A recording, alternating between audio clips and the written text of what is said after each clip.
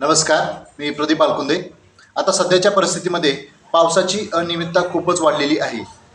तसेच पावसाळ्यामध्ये कमी कालावधीमध्ये जास्त पाऊस पडतो, त्यामुळे कमी प्रमाणात पाणी जमिनीत मुरते आणि जास्तीचे पाणी वाहून जाते.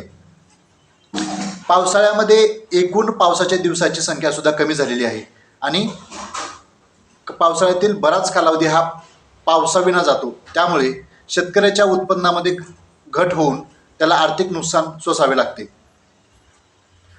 तर एखाद्या गोष्टीचे योग्य नियोजन करण्यासाठी त्या गोष्टीचे योग्य मोजमाप होणे सुद्धा अत्यावश्यक आहे.